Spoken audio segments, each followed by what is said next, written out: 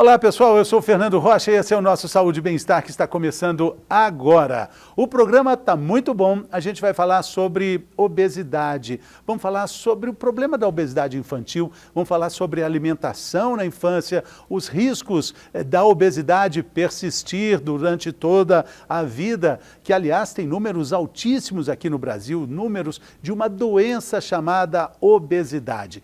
E o programa de hoje vai tratar esse assunto de uma forma bem ampla. Está começando agora.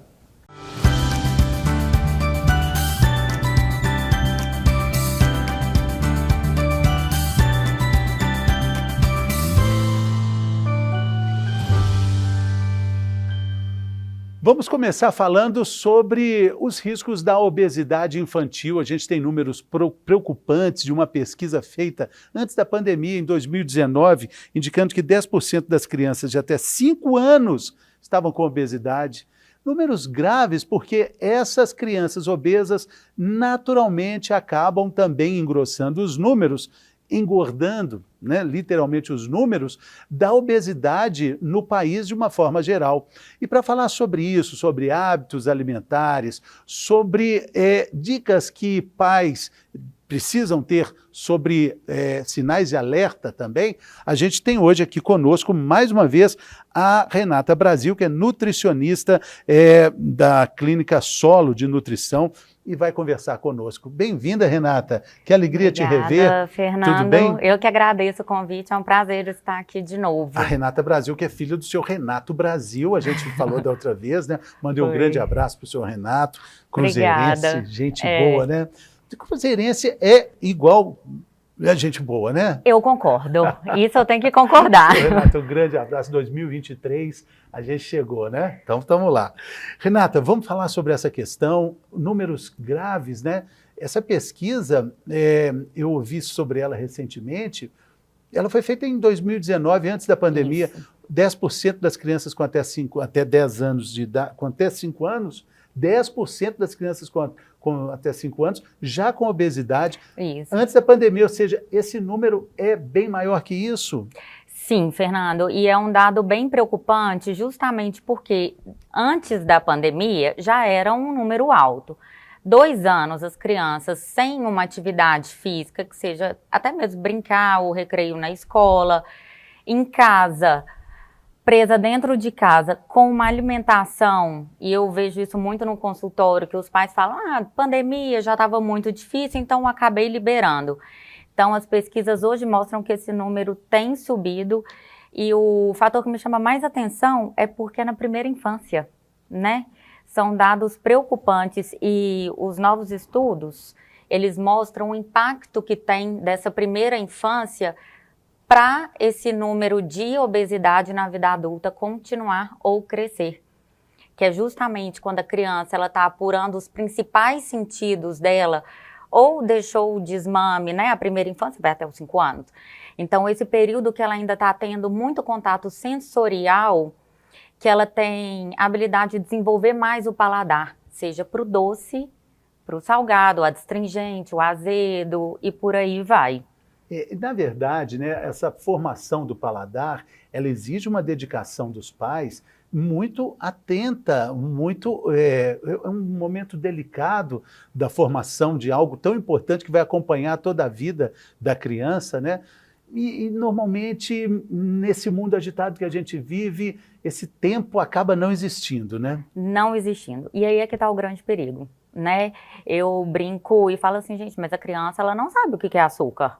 Muitas vezes a gente tem que mudar quem faz o supermercado da casa, que quer coisas rápidas e práticas, justamente porque os pais não têm esse tempo disponível de preparar, de ter todo esse cuidado, e acaba afetando sim nas escolhas futuras. Foi um estudo publicado recente até em Nova York, que mostra que a gente tem uma parte central do cérebro que chama córtex cognitivo. E nessa parte do cérebro é que a gente sente os sabores. Então, nessa primeira infância, quanto mais você der sabores diferentes para a criança, menos ela vai sentir na vida adulta a necessidade do doce, do açúcar, que vai contribuir para reduzir esses números tão altos de obesidade. Para isso é preciso uma programação, né?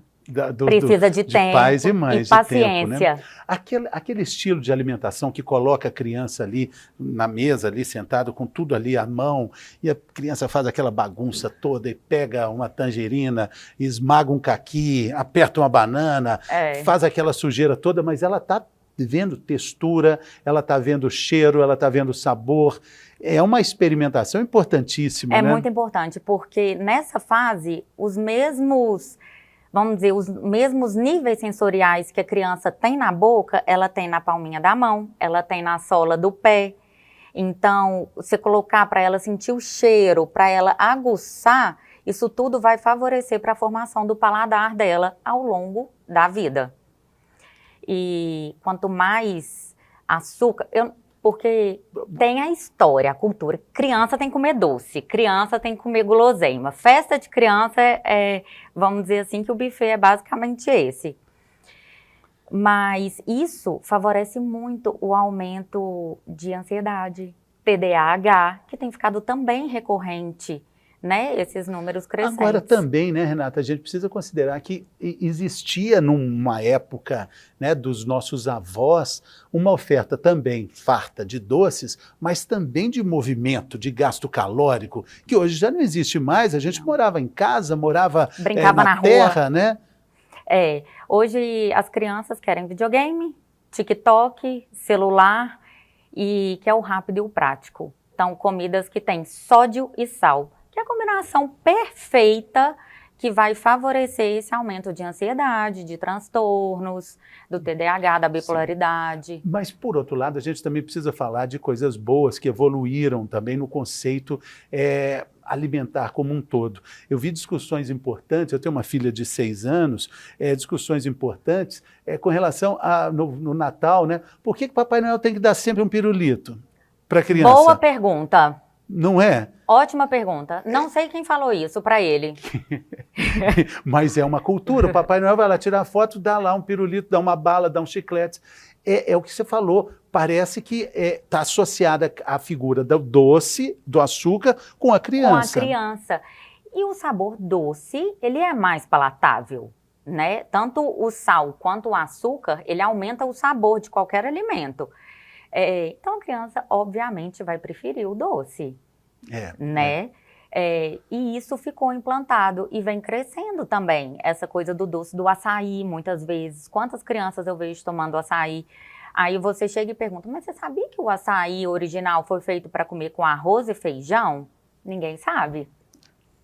Ninguém sabe, porque tem esse hábito, essa cultura do doce. Então, mudar os hábitos de casa, muitas vezes trocar as alternativas para os pais, em primeiro lugar, para que isso chegue nas crianças. Agora, existe também, né, uma conquista interessante com relação às cantinas dos colégios, né, nos intervalos, né, que eram completamente adocicadas e hoje tem um parâmetro mais regulado, né? Tem isso mais foi regulado. Bacana, né? Tem até algumas cantinas que não vendem salgados fritos mais, que isso também já está sendo bem controlado.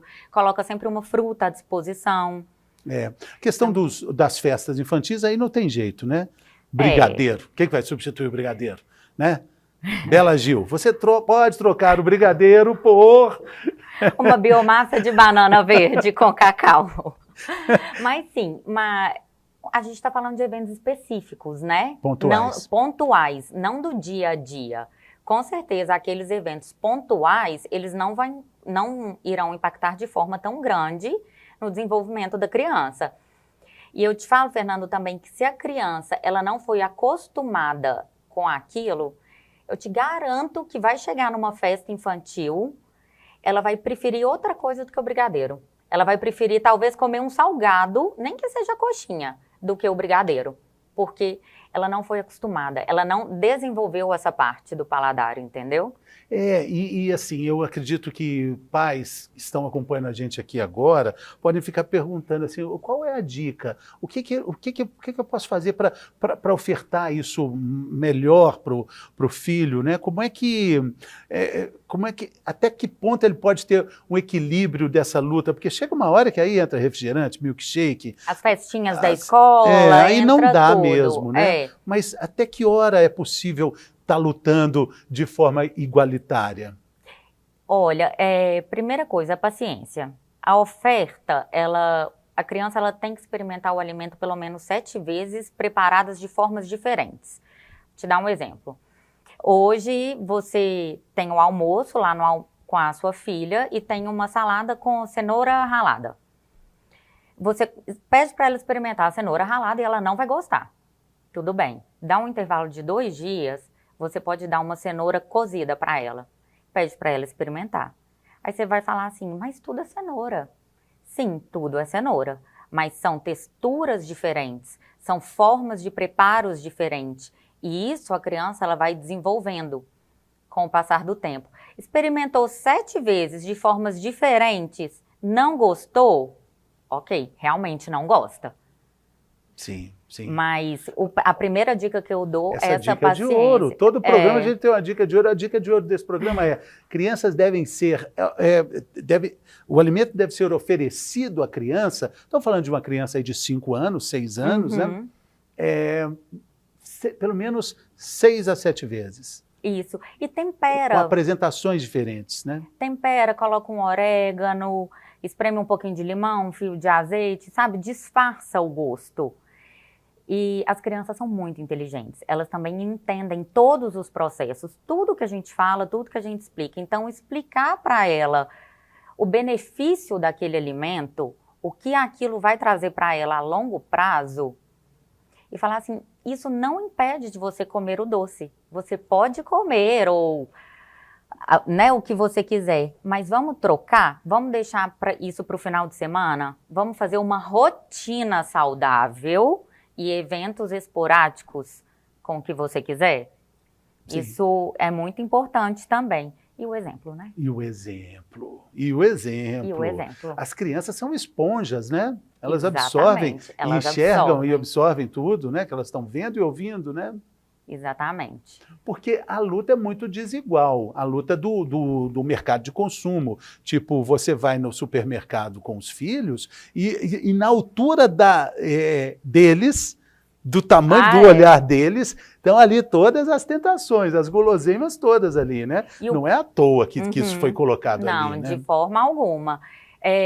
Outra dica que eu dou, pergunta para o seu filho qual é o benefício que aquilo vai trazer para a saúde, o pacotinho de biscoito do supermercado. O que vai trazer de bom para a sua saúde? Entendeu? E aí ele mesmo vai começar a escolher por si próprio. A escolha vai ser dele, de comer aquilo que faz bem, porque eu quero, em contrapartida, aquilo que eu quero. Sim, ele vai ter noção ali de uma saudabilidade. Exatamente. Porque se a gente está falando que a criança pode ter essa noção, a gente pode dizer também que o lado, o contrário, como por exemplo, questões gastrointestinais ligadas também à ansiedade, a algum transtorno ali. Déficit de atenção. Déficit de atenção muito, também. Tem muito. Isso tem uma investigação que pode levar a isso também? Tem a uma desregulagem? Já há muito tempo se fala, né, Fernando, sobre a ligação, sobre o eixo intestino-cérebro. E a forma mais eficiente que os estudos têm trazido atualmente é a relação do nervo vago.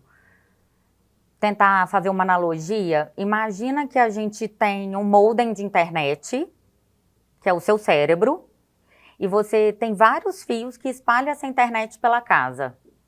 É mais ou menos assim. Então, o nervo vago, ele fica nesse córtex aqui, nos lobos atrás da orelha, e é como se fossem vários fios ao longo do corpo que liga por todos os nossos órgãos, ou seja, inclusive no intestino.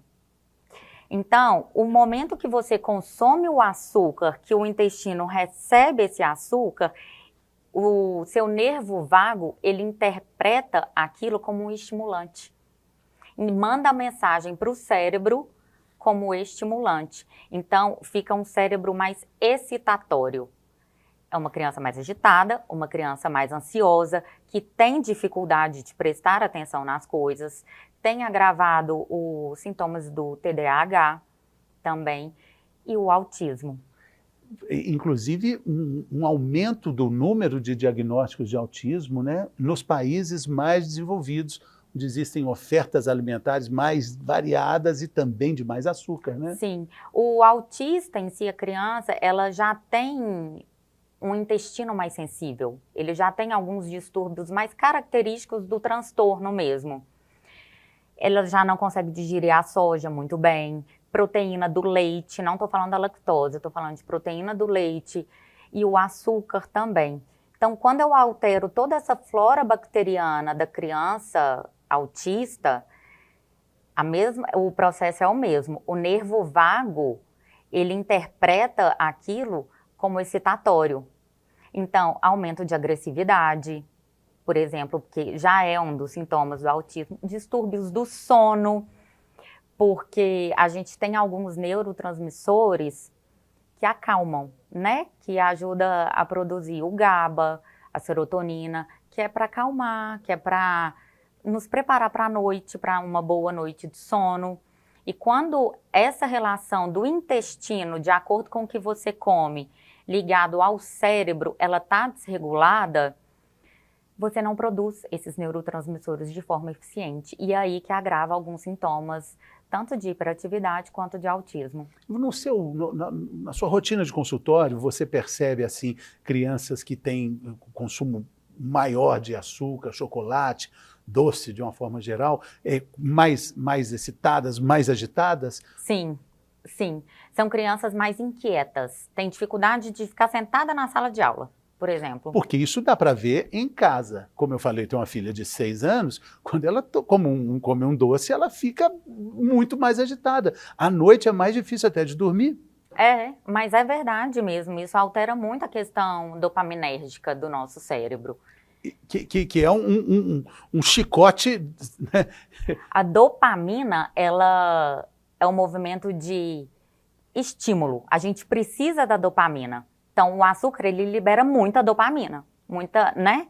Então, são muitos chicotes. O índice glicêmico, né? Sobe. Faz Isso esse chicote. sem entrar nesses fatores, nessas relações de hormônio, né? Que é a insulina para metabolização de glicose. Isso eu tô entrando no mérito mais comida relacionada ao neuro. Agora, Renata, se a gente está dizendo, né? Estamos identificando aqui um problema. Para adultos, para a gente é difícil essa mudança de hábito, né? Por causa da delícia que é, né? É uma doçura, literalmente, né? Como é que os pais podem transformar esse hábito, né, do açúcar no dia a dia, ali da alimentação? Como é que a criança que já teve essa exposição, como é que pode ser revertido isso? Primeiro, sendo o exemplo, como eu falei, e vamos tentar achar substitutos. Substituto ao refrigerante, por exemplo. Mistura uma água gasosa com um suco de laranja natural, um suco de laranja que é mais docinho. Você pode usar fazer suco com a base de água de coco, que é um açúcar saudável, que já é mais natural. Tentar não vai de uma vez. Se for de uma vez, não vai funcionar. É aos poucos, é construindo, vai reduzindo e trocando, mostrando outras alternativas que são similares. Tem alguns doces coringas, frutas coringas, tâmara, né? Tâmara, uva passa, agora manga também, que é bem docinha. Manga bem doce. Manga docinho. Melancia também? Melancia, o abacaxi da massa amarela, que ele é bem docinho e ele é digestivo também. É algo que precisa ser conversado ali, né? Precisa ser discutido. Tem que ser discutido e propor. Vamos tentar? Vamos fazer assim? Não ir de uma vez. Eu não gosto de abacaxi. Vamos tentar tomar o suco do abacaxi? Outro dia a gente falou aqui sobre a questão da altura da fruteira, também na linha do olhar da criança, né, para que ela tenha acesso visual ao que existe ali de oferta na casa, né? Se ela vai no supermercado e vê na altura dos olhos todos aqueles doces e chocolates, em casa precisa ter também o contraponto, né? E porque se for esperar para ter no supermercado, Fernando... Não vai ter nunca. Não vai ter nunca. A indústria alimentícia, o que ela quer? Como qualquer indústria. Lucro. Até as farmácias usam esse artifício. Exatamente. Nas ela gôndolas quer dinheiro. menores. Então, ela quer aumentar o lucro. Ela precisa aumentar as vendas.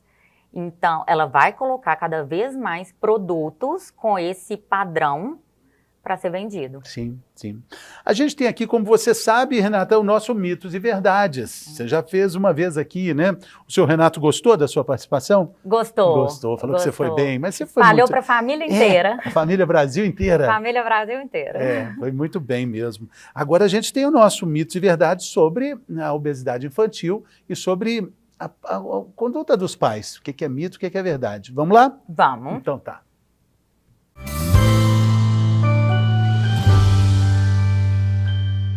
Mitos e verdades sobre a obesidade infantil, sobre hábitos alimentares das crianças. Temos um índice preocupante de obesidade infantil e a gente conversa aqui com a Renata Brasil sobre esse assunto. A primeira questão, Renata, é essa.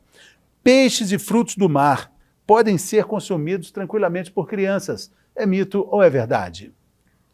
É verdade. Eu tomaria cuidado com frutos do mar, porque é um sistema digestivo que ainda está em formação, dependendo da idade. Camarão. Camarão são alimentos mais alergênicos. Então, colocar um pouquinho, ok, mas não à vontade.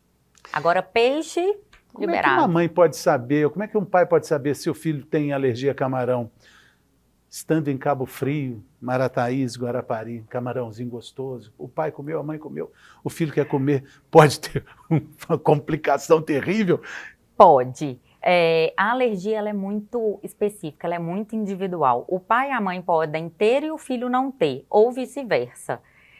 Então, por isso que eu falo, dá um pouquinho, cuidado e espera a reação, para a gente poder ver, porque infelizmente é só tendo contato mesmo com o alimento. A outra questão é essa, crianças de até 2 anos podem, eu disse podem, tomar café. É mito ou é verdade? É mito. Mito. Mito. Vai excitar muito o sistema nervoso central da criança. Corantes na alimentação podem causar alergias. É mito ou é verdade, Renata? Verdade. Principalmente os industrializados. Sim. Não adianta brigar com a criança se ela não quiser comer algo novo, de preferência algo saudável. A briga não adianta. É mito ou é verdade? Eu acredito que é verdade. Paciência, negociação, vamos negociar, vamos conversar. Ela precisa entender os benefícios primeiro. E a última é essa, está muito boa, olha, após comer verduras, a criança deve ganhar uma recompensa ou um prêmio. É mito ou verdade? Não é mito. Não. Ela comeu a verdura, deixa a verdura, porque senão ela sempre vai associar ou a fruta ou a verdura àquela recompensa. Não é mais que não é uma rotina. Não é uma vantagem. Não é uma vantagem. É uma rotina, é uma exatamente. Rotina. Não é nada excepcional, é uma rotina. Isso vai muito dos pais, né? Muito. A compra de supermercado que o pai faz, né? Muito. Que os pais fazem, né? Eu preciso ter uma geladeira bacana, né? Uma variedade, bacana, que eu digo assim, uma geladeira comportada, né? Pelo menos colorida, 3 cores ali. É muito importante.